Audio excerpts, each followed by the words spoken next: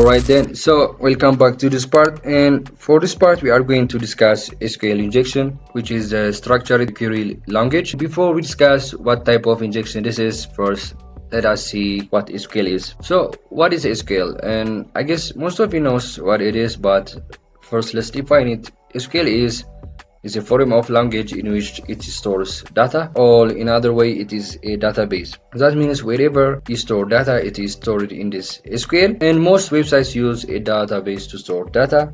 Yes, of course, this can be the usernames, the passwords, whatever it is. And the web applications can read and update, insert data into these databases. The way that it interacts between the data and the web application, it's done through the SQL, which is the language. This is a structured query language. It's type of language, and it interacts with the database to read, update, and insert data into this database.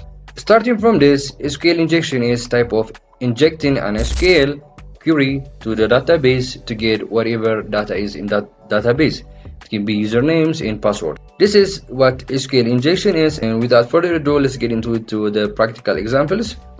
And we have to open your Kali Linux machine and your Metasploit machine, and I'm gonna go ahead first type in ifconfig and get in my IP address of the Metasploit, and open up your browser and type in the IP address of your Metasploit. And for this part we are going to choose the DVWA, which is the damn vulnerable web application admin, and the password is password. Okay, admin and password. Okay, so we are going to inject an SQL for this practical example, and before we proceed, let's change the security to low. Let's submit it, and it's low, and we are going to inject for this SQL injection.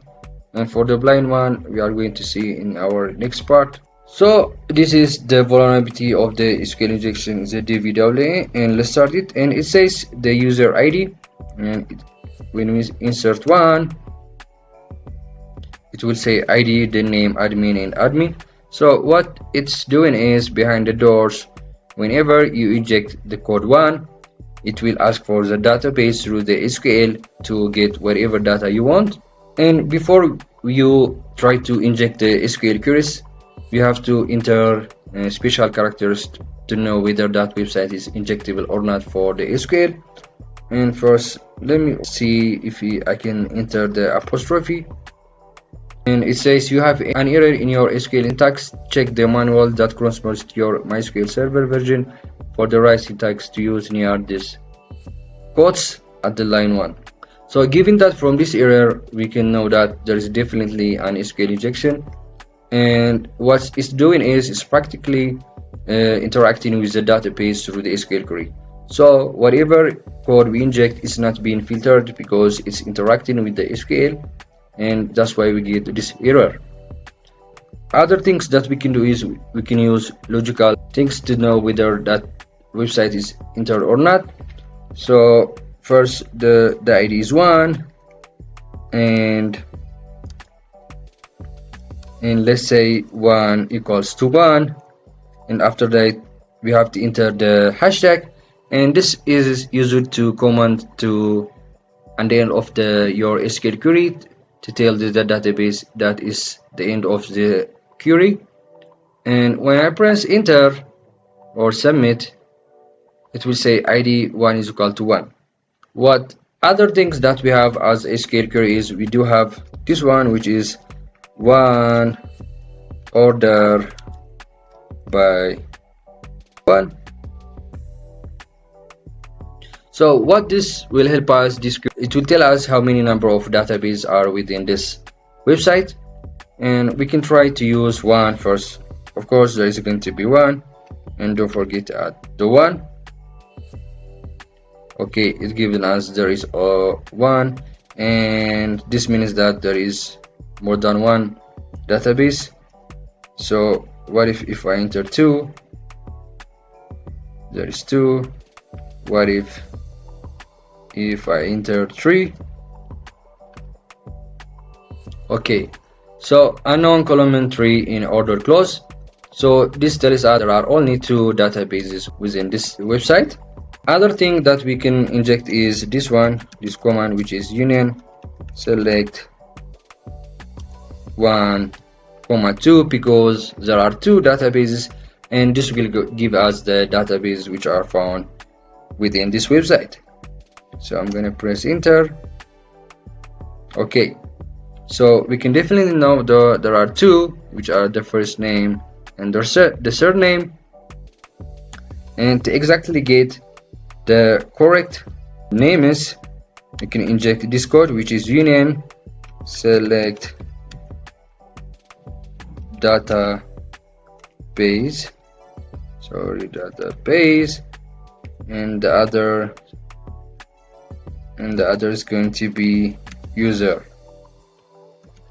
And if we enter this, because we do only have database this website, and after that don't forget to add the hashtag, and you can also use the dash and then comma and the apostrophe. This will also tell the query it is the end of the structured query language, but I always prefer the hashtag.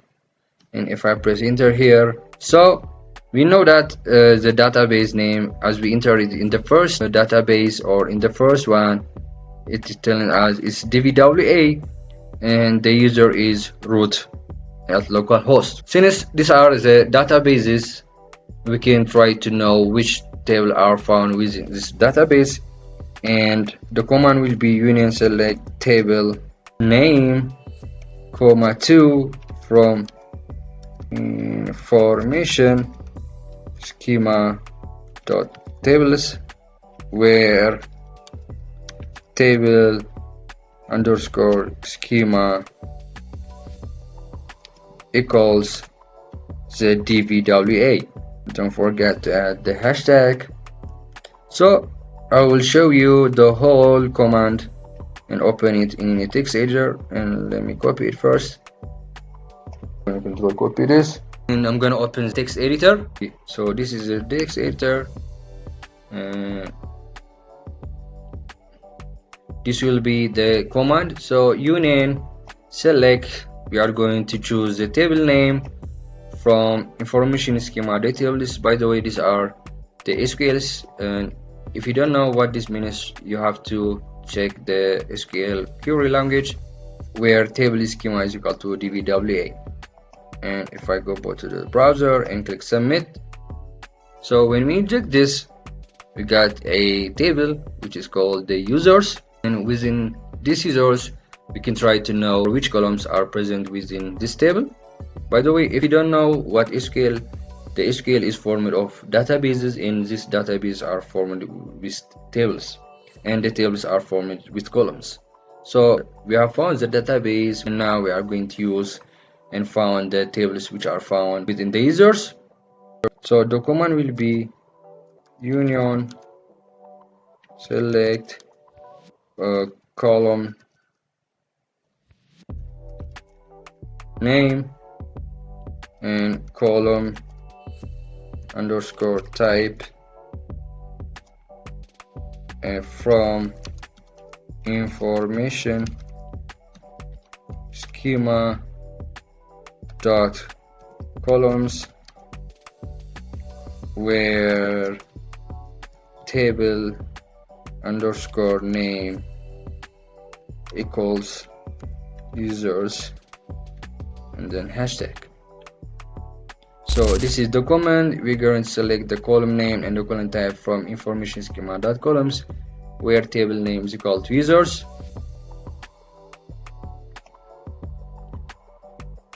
I'm going to control copy this, and if I paste it here and submit it, so we did find the users which are found is here, the first name, the vakar, and so the users and the password.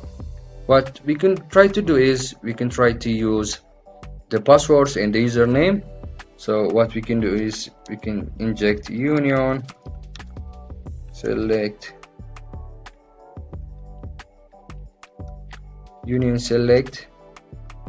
user and password, union select user and password from users. Let's try this and see what we can come up with. Okay, it didn't show. Come on, let me scratch text near dash dash. Okay, so this will be the command. I'll try to make it see it here.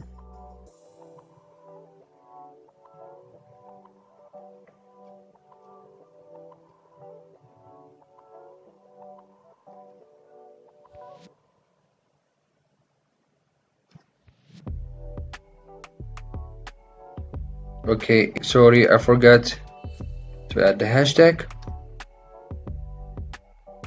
Voila. Okay, so now that we have got this, we need two things, which is the password and the user. I'm gonna choose the user and the password. These are the things that I need. So the command will be, let me get back to my text editor. So the command will be union select. We are going to choose the user and the password from the users column and of the table DVWA, the table users, and then don't forget to add the comment. And let me get back to this. So the command will be union select user password from users and then the hashtag, and I'm gonna click submit. Voila. As you can see here, we got the username which we first entered and the passwords. As you can see, the passwords are not in clear text, these are in MD5 hashes. And let us try to reverse this. I'm gonna copy this and I'll try to log in with the Pablo and the reverse shell of this MD5 shell. And I'm gonna go into this WAF website, which is gromweb.com, and I'm gonna enter the hash. And if I click reverse, so the generated the string of this MD5 hash is let me in, and the user is Pablo. So let me try to log out from this and check whether we have successfully injected an SQL query and get username and password.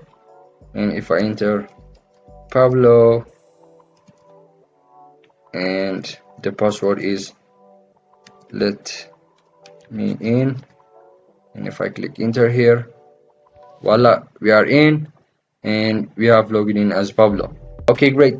This was our video on SQL injection, and as you can see here, there are different ways that we can use different SQL queries and try to search and look on for the necessary SQL queries that you need for web application testings.